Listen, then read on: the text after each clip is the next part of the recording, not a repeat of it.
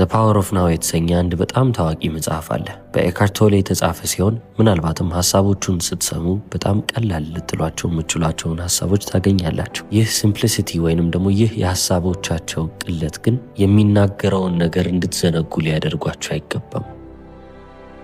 ስለዚህ ይህንን የመጽሐፍ ዳሰሳ ስናደርግ ኤካርት ቶሌ የሚናገራቸውን ወይንም ዋና ዋና ብለን ያሰብናቸውን የመጽሐፉን ክፍሎች እንመለከታለን። በብሩህና ክፍት አእምሮ ይህንን ጉዳይ መቀበል እንዳለብንም ማገናዘብ አለብን። ነገሩ ወይንም የጻፈው ነገር ባያሳምነን እንኳን እስቲ ፖሲቢሊቲ ሊኖረው ይችላል፣ ምናልባት ቢሆንስ በሚል አመለካከት እንኳን ነገሩን እንመልከተው ነው የሚለን። ስለዚህ ከመጽሐፉ ላይ 3 ዋና ዋና የሚባሉትን ክፍሎች እንመለከታለን። የመጀመሪያው you are not your mind ይላል፣ እናንተ አይምሯችሁን አይደላችሁም። ሁለተኛው ደግሞ the present moment is all we will ever have ይላል። ሶስተኛ ደግሞ acceptance of what is። ስለዚህ እኛም ከመጀመሪያው ሌሰን ወይንም ከመጀመሪያው ትምህርት እንጀምራለን ማለት ነው። you are not your mind ይላል፣ አይምሯችሁን አይደላችሁም ሲል ምን ማለት ነው? እናንተ ሐሳባችሁን አይደላችሁም እያለ ነው። የሰው ልጅ ትልቁ ችግር ከየት ነው የሚጀምረው ካላችሁ ከአይምሮ ነው የሚመጣው።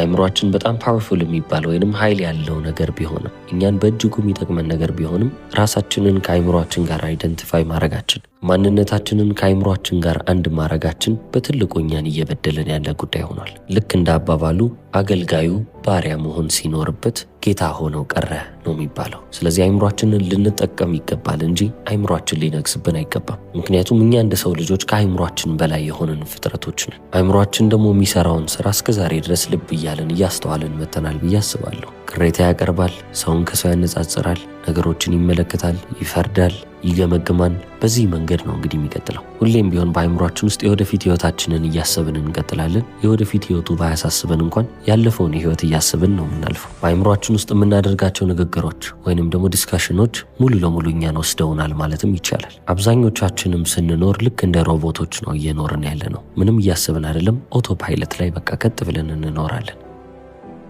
ለዚህ ነው የመጽሐፉ ጸሐፊ ኤካርት ቶሌ can you be free of your mind whenever you want to ብሎ የሚጠይቀው። ይህ ማለት እናንተ በፈለጋችሁበት ሰዓት ከአይምሯችሁ ነፃ መሆን ትችላላችሁ ወይ ነው የሚለው። አይምሯችሁ ጸጥ እንዲልላችሁ ኦፍ የምታረጉበትን በተን ወይንም ደግሞ መንኪያውንስ አግኝታችሁታል ይላል። አይምሯችሁ ውስጥ የሚጎርፉትን ሐሳቦች አስቆማችሁ እናንተ ለብቻችሁ መሆን ትችላላችሁ ወይ? አይምሮዬ መቼም ቢሆን ጸጥ ብሎ አያውቅም፣ ሁሌም ቢሆን የማስበው ነገር አለ ካላችሁ ሳታስቡት ራሳችሁን ከማይንድ ጋር ወይንም ደግሞ ከአይምሯችሁ ጋር አይደንቲፋይ አድርጋችኋል ማለት ነው። ማንነታችሁን ከአይምሯችሁ ጋር አያይዛችሁታል።